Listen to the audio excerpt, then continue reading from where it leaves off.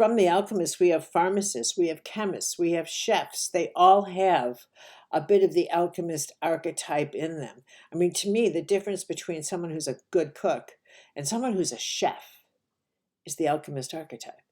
They have this need to create, to experiment, to try this herb and that and this and that and create something new. And that's the difference between, just liking your skill, but wanting to master the garden of herbs.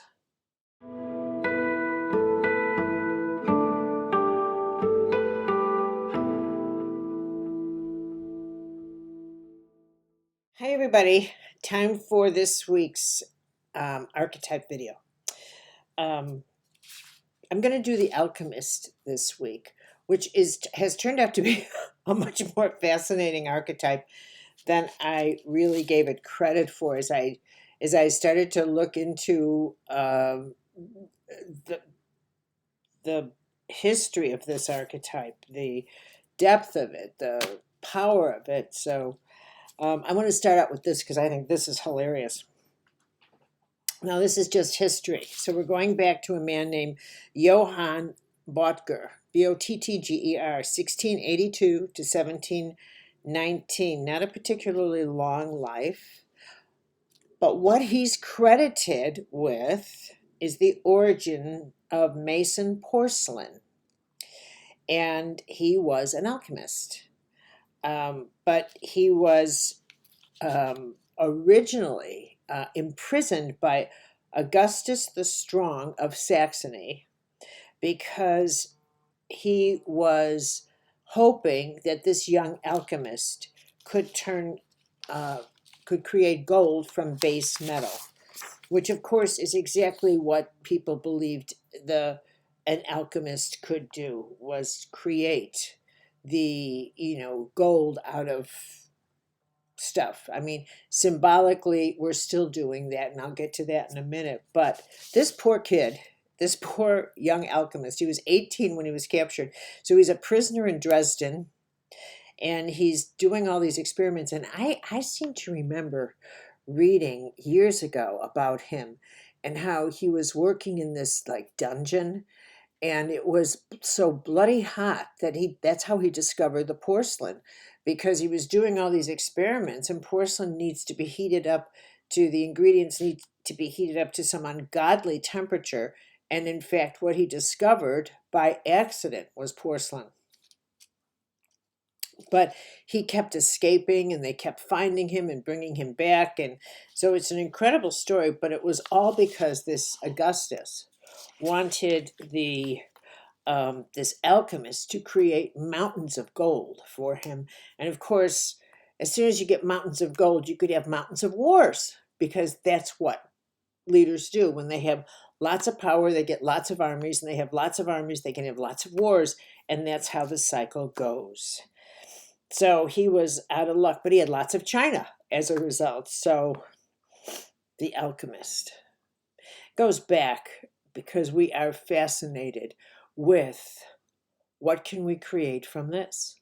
What can we make from that? I mean, what can we make? How do we make things work? From the alchemists, we have pharmacists, we have chemists, we have chefs. They all have a bit of the alchemist archetype in them. I mean, to me, the difference between someone who's a good cook and someone who's a chef is the alchemist archetype. They have this need to create, to experiment, to try this herb and that and this and that and create something new. And that's the difference between, just liking your skill, but wanting to master the garden of herbs. What's out there? What's in there?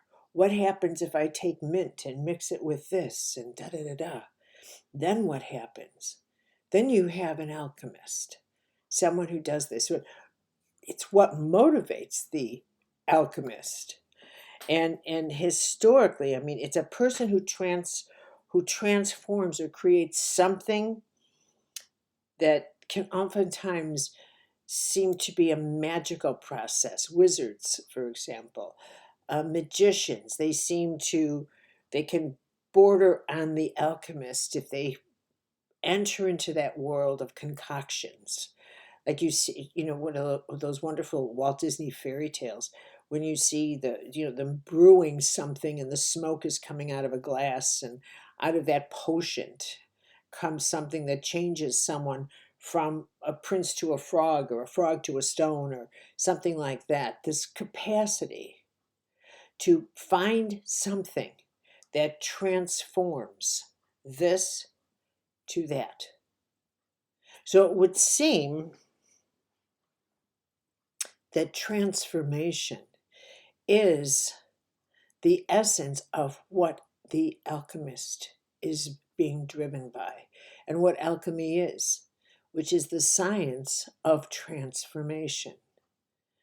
That finding that link to what makes this do that. Now, there's rules, like there is with everything else. This is a universe governed by law. I mean, the law of gravity, the law of cause and effect, the law of action and reaction. This is a universe governed by law. There are mystical laws of creation, and they mirror the physical laws of science. This is law, and that's all there's to it.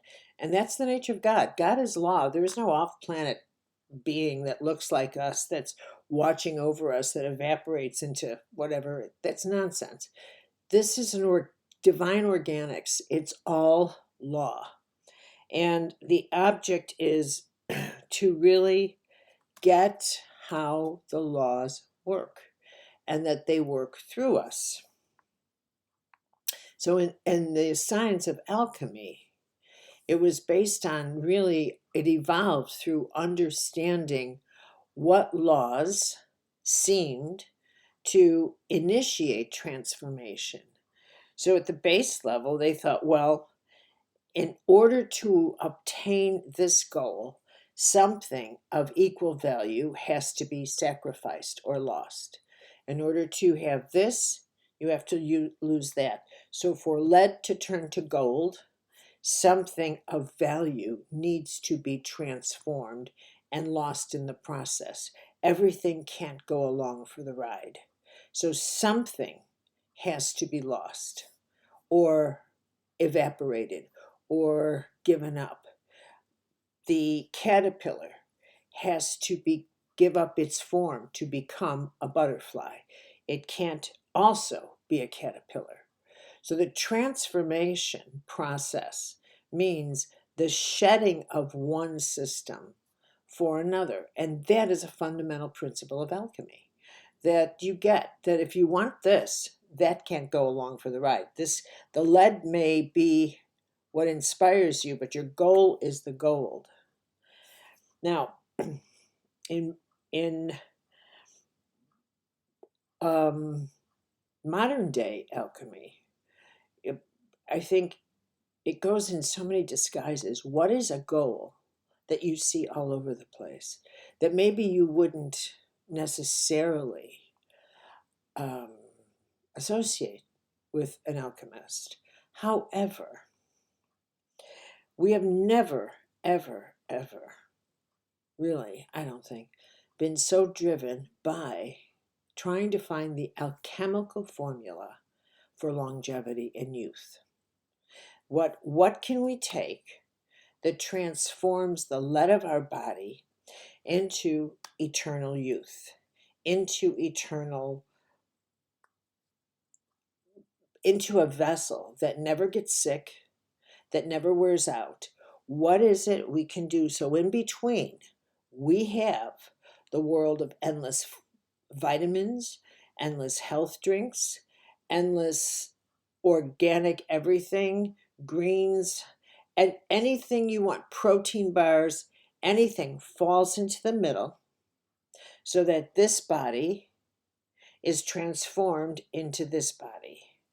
And this is the alchemy, a version of the modern alchemist, deciding that I can promise you that I can take this body of yours and transform it into this. this is like the quest for youth, which was a rich, part of what, remember the Fountain of Youth, Ponce de Leon? He was searching for the fountain of youth. He was convinced there had to be waters somewhere, that maybe they were mixed with gold, and maybe they were, it was in South America, it was in Florida, it was somewhere, it was in what is now Florida, and what is, but he was determined to find what he believed existed as the fountain of youth. Well, that belief has simply morphed into the laboratories of vitamin designers and food designers and protein bar designers and all these people who believe that they can manufacture ways of getting us to live long, but not look like we're living long, which I think is hilarious. You get to live long, but then you lie about how old you are, and you don't look your age, and everyone says, you don't look, my God, you don't look that age at all. And now you think you've succeeded because you've worked alchemy on yourself. You've got your body creams and you've got your vitamins, and so you absolutely don't look your age while wanting to live forever. This is part of the alchemist's trick these days, and you see it on TV all the time. You take these vegetable vitamins and these fruit vitamins, and I now have the strength of 4 armies in my body, and I can live forever, and I can do this and I can do that because I'm eating these little gummies. A little logic will tell you, what are they talking about? But it doesn't matter, because the alchemist spell is, if that's all it takes to transform my body from this to this, I'm all for it. I'm going to do it.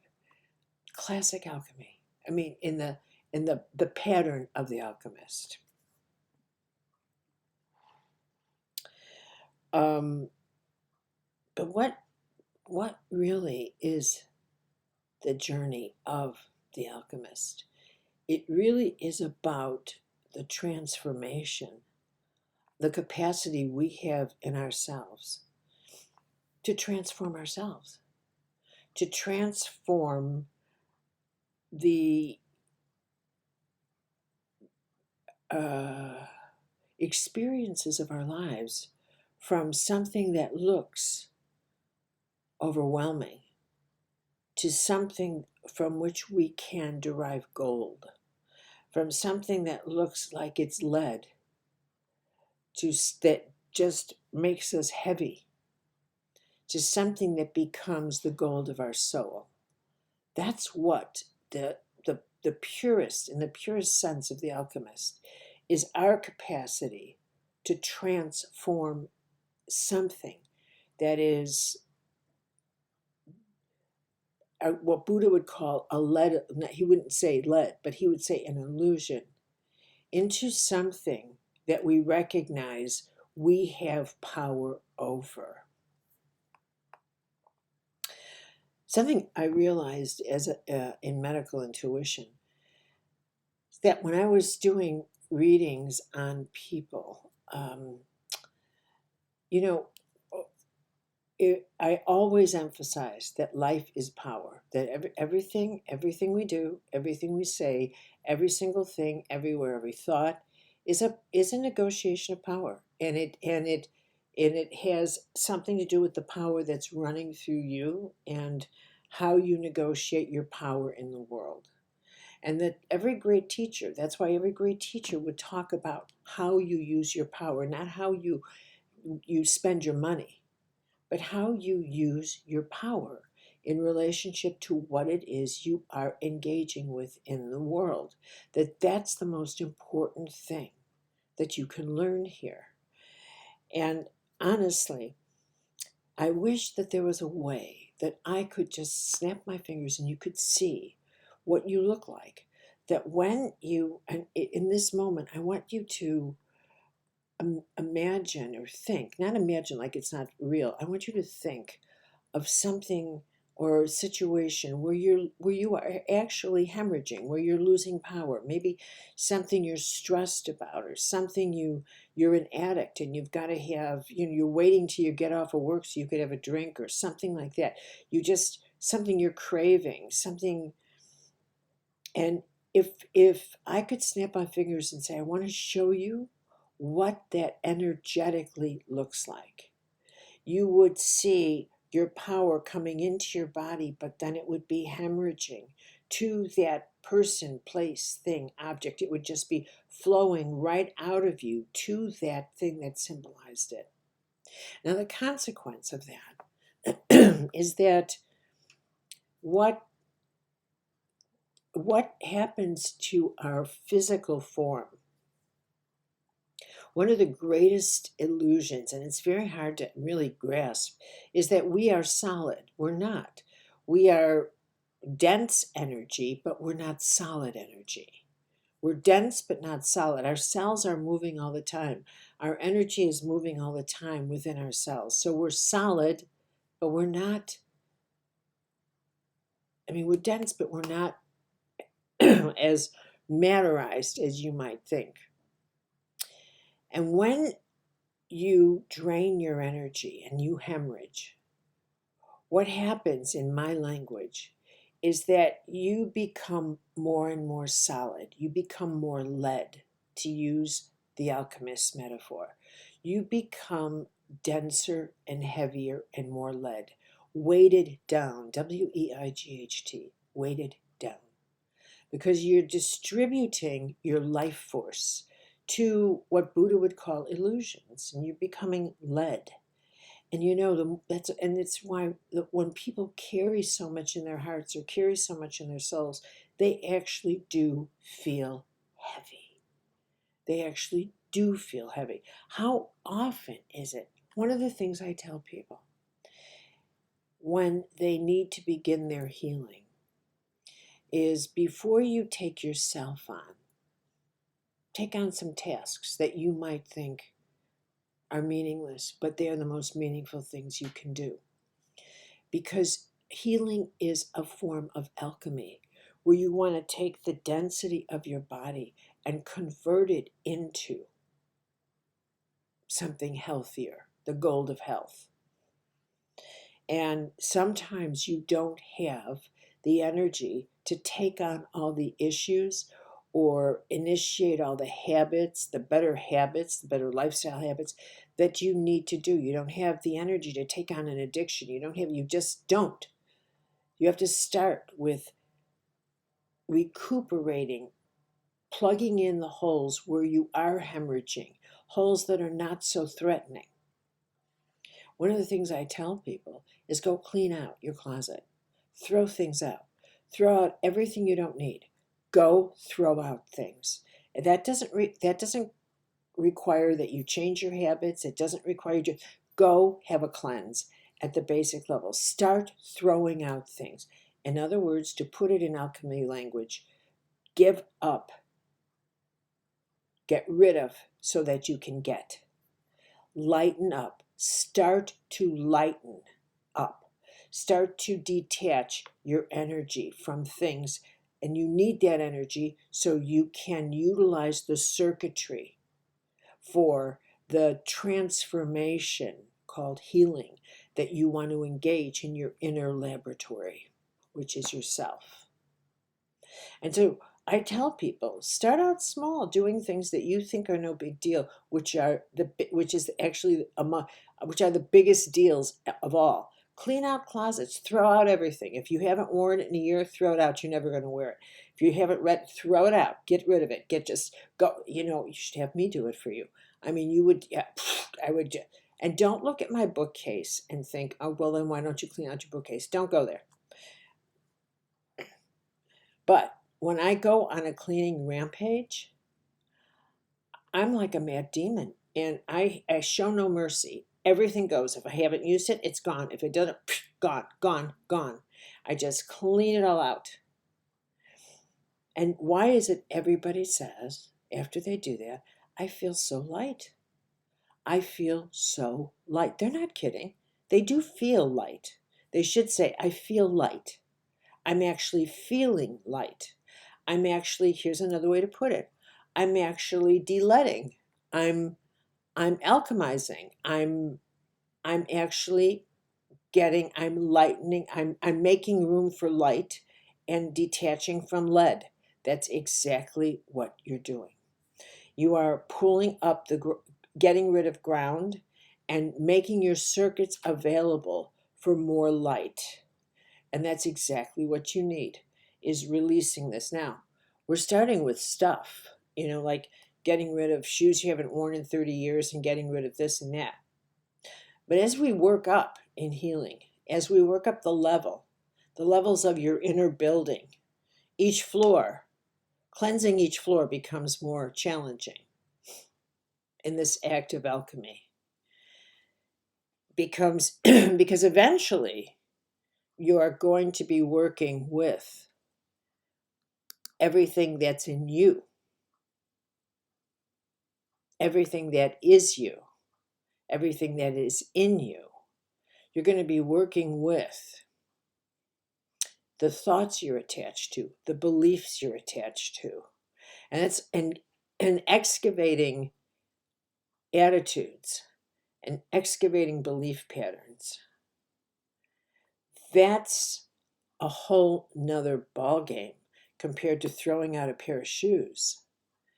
Now you're talking about really transforming your interior.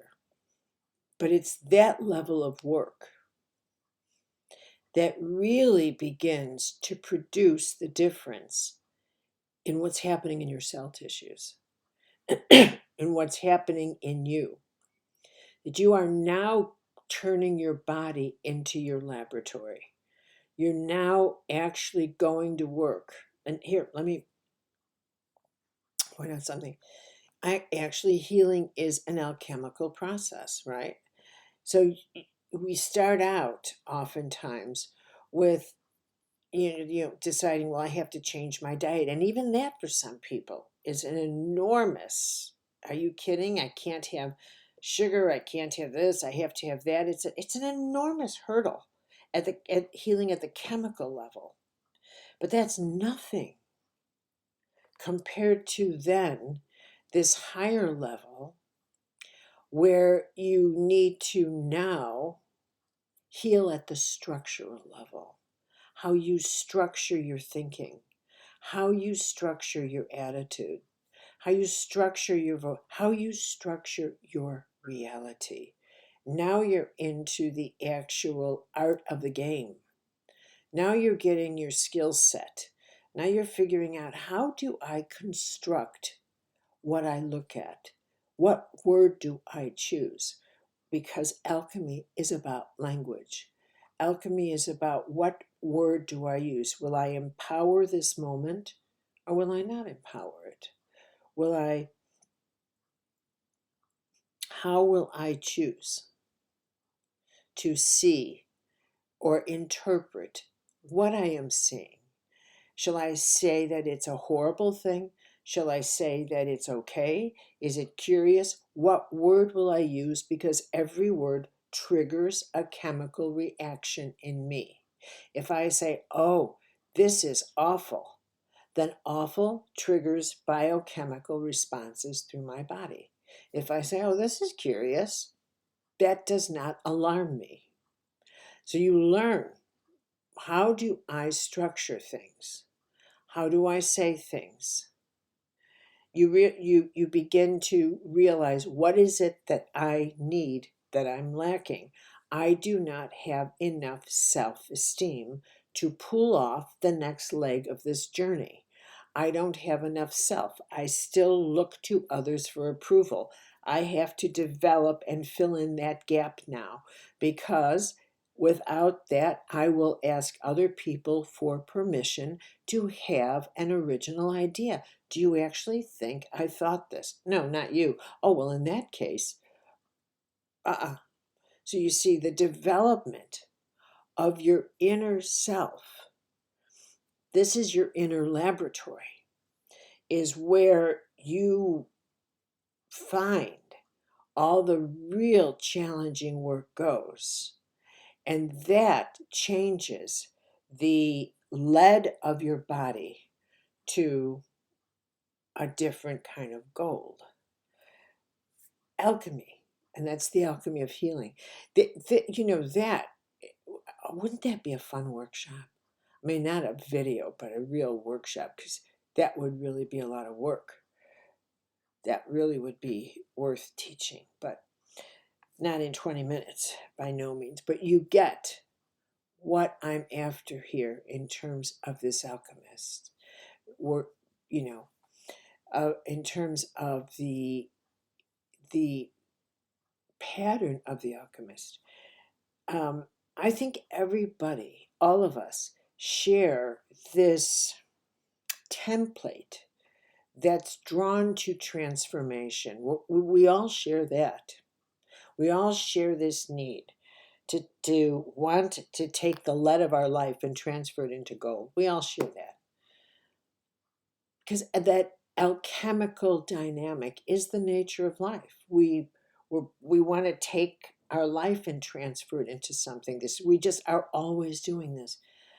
But I think the actual alchemist archetype, not every one of us is drawn to a life of actually hands-on chemistry, pharmacology, chefing, drugs, the pharmaceutical industry, legally and unlegally, and they're kinds of like alchemists behind the scenes. But you get what I'm talking about. It's changing how our lead is, promising gold. And to that I say, the alchemist has two laws, that two things that are taboo, which are worth mentioning, by the way. One is human sacrifice. Not that we see that all the time, but let me just be clear here. Human sacrifice may not be like the old Vikings used to do, which was a sacrifice to Odin, or the way the ancients used to decide we should sacrifice a human. But we do sacrifice humans. We sacrifice them in war zones, and we sacrifice human beings in many, many ways by not providing them the support that a society should give them because we think they're freeloaders or whatever. I mean, human sacrifice takes a very different turn as we become sophisticated in one way. We don't call things what they are in another. But Putin is sacrificing huge numbers of soldiers because he's decided he wants Ukraine. So that is human sacrifice. And it's simple as that. The other is human transmutation, changing forms through experiments. I'm just going to leave that at that and say that, it is considered an organic,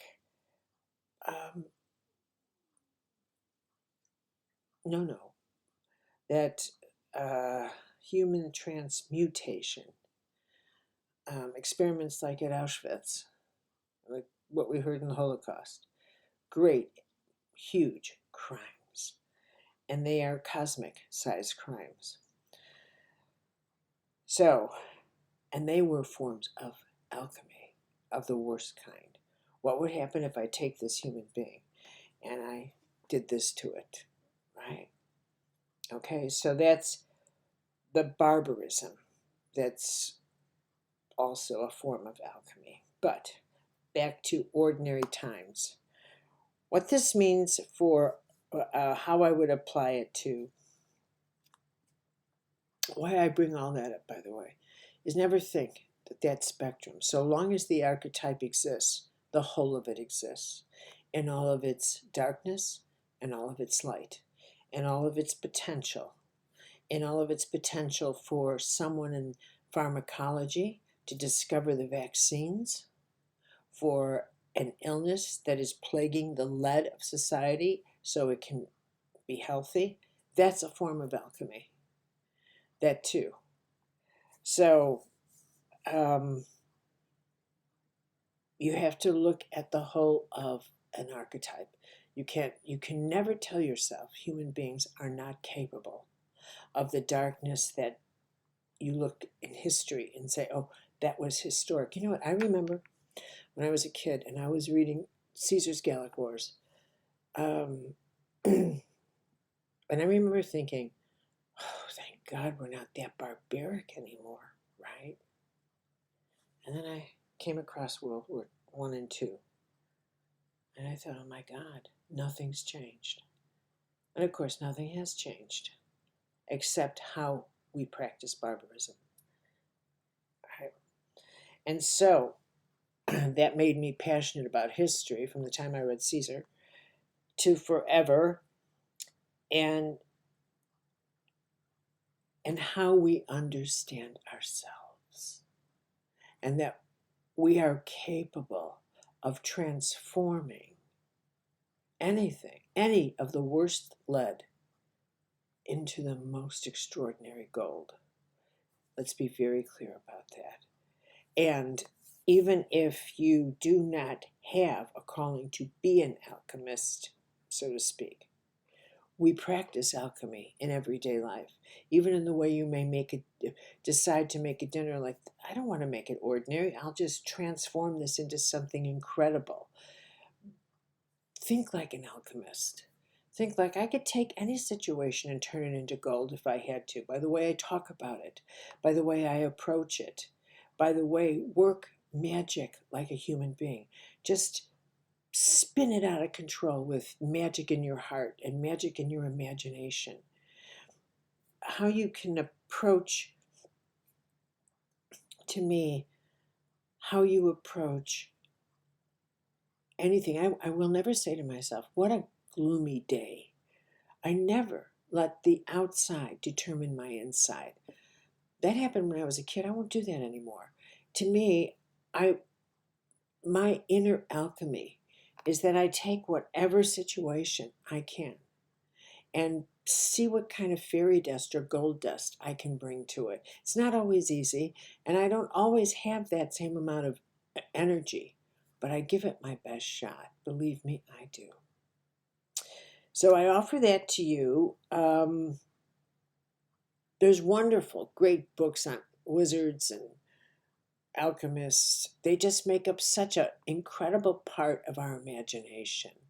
But mostly, remember that you are always working some kind of alchemy with yourself every single time you take a negative attitude and figure out a way to turn it into gold. That is a profound and powerful act of spiritual alchemy. Okay, everyone, thank you.